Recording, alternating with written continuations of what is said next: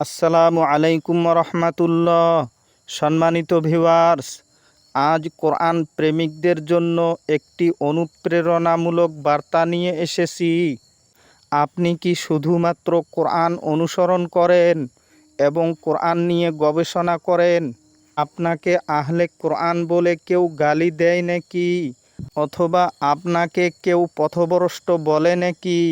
যদি এমনটা আপনার সাথে হয় তাহলে নিশ্চিন্তে থাকুন, কেননা আপনি অবশ্যই আল্লাহ পাকের মনোনীত বান্দা এবং আপনি সত্যের পথে আছেন।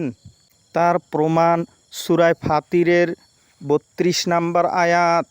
দয়াময় আল্লাহ বলেন, আমার বান্দাদের মধ্যে আমি যাকে যাচাই বাছাই করেছি তাদেরকে আমি কোরআনের জ্ঞানে জ্ঞানী করেছি।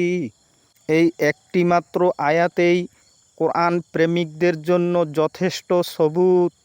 তাছাড়া পবিত্র কোরআনে বিভিন্ন আয়াতে দয়াময় আল্লাহ শুধুমাত্র কোরআন অনুসরণ করতে নির্দেশ দিয়েছেন।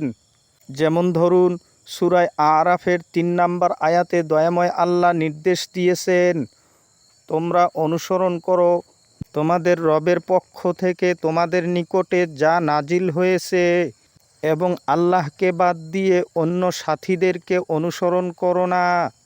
তাই আপনাদেরকে এই ভিডিওটির মাধ্যমে রিকোয়েস্ট করব, একমাত্র পবিত্র কোরআনের পথ ছাড়া সকল পথ ও মত বর্জন করুন। সকল পথই ভ্রান্ত পথ। তাই আসুন সকল পথ ও মত বর্জন করে পবিত্র কোরআনের ডাকে সাড়া দেই। জীবন হবে আনন্দদায়ক। হে দরদি, ভিডিওটি যদি ভালো লাগে তবে শেয়ার করে দিয়ে অন্যকে দেখার সুযোগ করে দিবেন। সবাই ভালো থাকুন, সুস্থ থাকুন। খোদা হাফিজ।